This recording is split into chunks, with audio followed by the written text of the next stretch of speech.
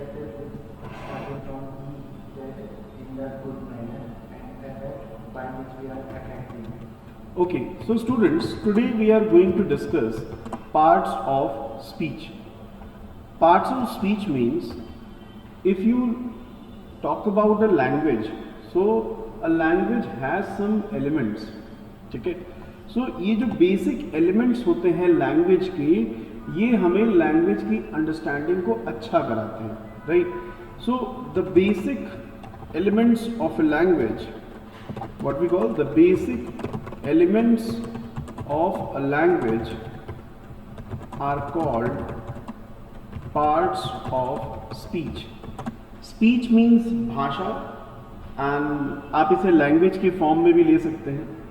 तो लैंग्वेज के जो बेसिक एलिमेंट्स हैं वो क्या हैं? पार्ट्स ऑफ स्पीच है. जैसे कौन कौन से पार्ट्स ऑफ स्पीच हैं? Noun, pronoun, verb, adjective, adverb, preposition, conjunction, interjection and article.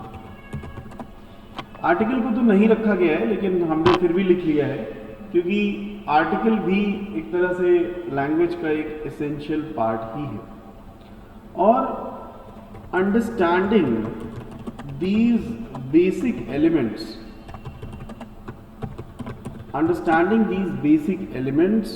makes you confident in using grammar. देखिए, ग्रामर हमारी हेल्प के लिए है. तो अगर आपको ग्रामर की हेल्प लेनी है तो ग्रामर के बेसिक कॉन्सेप्ट्स को हमेशा बहुत ही अच्छे से पहचानिए, जानिए. जैसे मैंने आपको बताया कि इफेक्ट नाउन है, अफेक्ट वर्ब है. तो आप तब तक नहीं समझ पाओगे जब तक आपकी नाउन से फेमिलियरिटी अच्छे से नहीं है. आपको लगेगा ठीक है, आपने कहा है इफेक्ट माने प्रभाव, नाउन है, ठीक है, मान लिया नाउन है. अफेक्ट वर्ब है, वर्ब का मतलब काम और अफेक्ट का मतलब है प्रभाव डालना.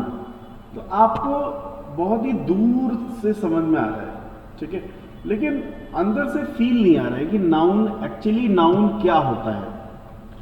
तो आज के सेशन में हम इसी पर डिस्कशन करेंगे.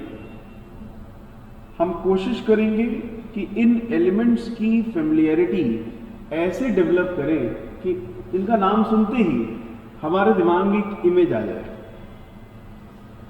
तो नाउन सुनते ही मन में क्या आता है? What comes in mind? Yes, simple concept है. Noun means name.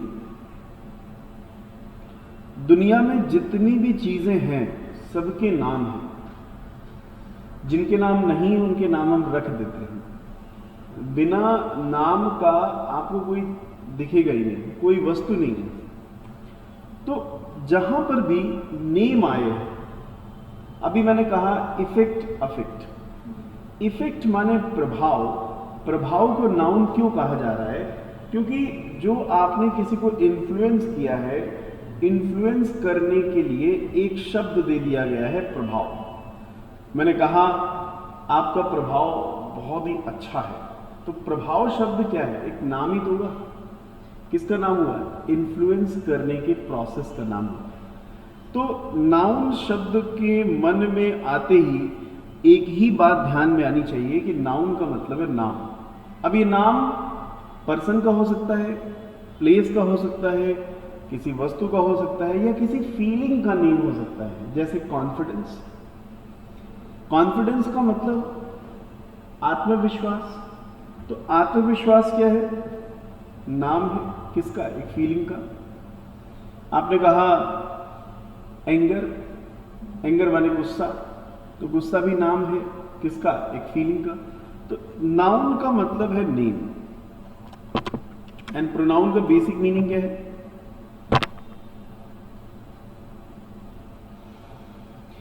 नाउन का तो बेसिक मीनिंग नेम है, प्रोनाउन का बेसिक मीनिंग क्या है? प्रोनाउन का बेसिक मीनिंग है सब्स्टिट्यूट्स ऑफ नाउन्स। मतलब नाउन के प्लेस में जो आए वो प्रोनाउन है, नाउन के प्लेस में जो आए वो प्रोनाउन। अब आप मन में सोच रहे होंगे क्यों आए। जैसे मेरा नाम आदित्य है, तो मैं अपने नेम के प्लेस में मैं क्या लगा सकता हूँ? ही लगा सकता हूँ। किसी का नाम अदिति है तो वो अपने नेम के प्लेस में क्या लगा सकती है? शी लगा सकती है। ये लैपटॉप है तो लैपटॉप के प्लेस में क्या लग सकता है? इट लग सकता है। तो ये लगाने की जरूरत क्यों पड़ी? हमारा काम नाउन से चल तो रहा था। बताएं, what is the use of pronoun? Your name is Harsh, Rakesh. Now Rakesh gets up early in morning. Rakesh goes for morning walk.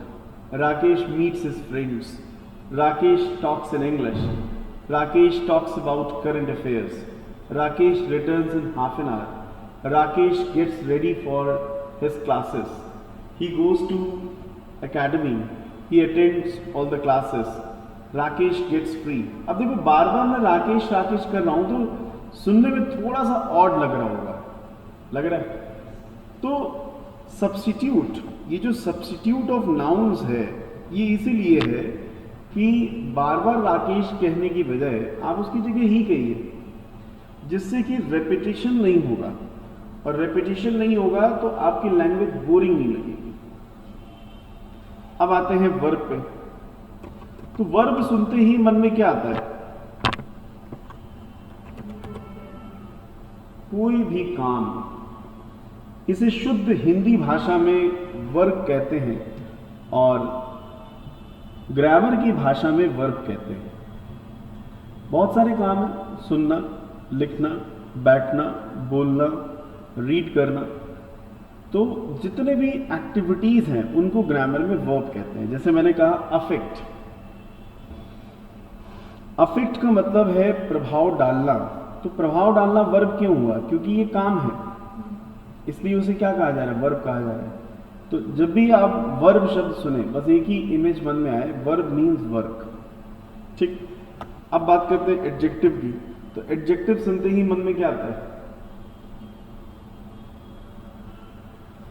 Quality. Adjective सुनते ही मन में आना चाहिए क्वालिटी। अब एक बात बताइए, दुनिया में जितनी एग्जिस्टिंग चीजें हैं सबके नाम हैं, यानी कि हमारे आसपास नाउन ही नाउन है। हम जो भी देख पा रहे हैं वो सब क्या है? नाउन है। और जितनी भी चीजें हैं सबकी कोई ना कोई विशेषता है। जैसे आपने कहा वो सिंसियर है, वो ऑनेस्ट है, वो हार्डवर्किंग है, वो प्लीजिंग है, वो घमंडी है, एरोगेंट है, वो नकचड़ा है, फिनिकी है, वो भुलक्कड़ है, ही इज फॉरगेटफुल। तो छोटा है, बड़ा है, इस तरीके से आप एडजेक्टिव्स डिफाइन करते कि नहीं? तो एडजेक्टिव भी एक नेचुरल टॉपिक है जिसका मतलब है quality. And every existing thing in this world has a certain quality. So this is your adjective. Is it clear? And adverb, नाम से ही पता चल रहा है, एड प्लस वर्ब, मतलब जो वर्ब के मीनिंग में ऐड करें। जैसे वह लिखता है, ही राइट्स। वह धीरे लिखता है, तो धीरे वह के लिए आ रहा है कि लिखने के लिए आ रहा है? धीरे जो आ रहा है वो लिखने के लिए आ रहा है। तो लिखना क्या है? वर्ब है। और वर्ब की जो विशेषता बताए वो कौन है? एडवर्ब। वो मीटिंग्स में बोलता है, वो मीटिंग्स में हार्शली बोलता है।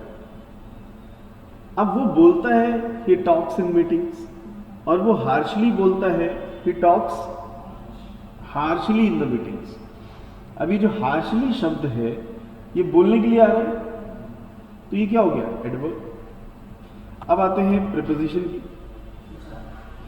तो प्रीपोजिशन का मतलब है प्री प्लस पोजीशन। क्या मतलब है? Pre plus position.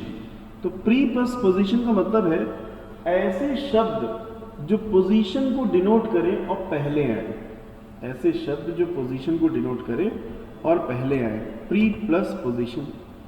कंजंक्शन कौन होते हैं? कनेक्टर्स होते हैं। जो जैसे आप अपनी बातचीत करते करते कुछ कनेक्टर्स लगाते हैं, एंड मैं वहाँ गया, और कुछ लोग तो इतने कनेक्टर लगाते हैं कि पूछो नहीं, और है ना, लगा ही जा रहे हैं।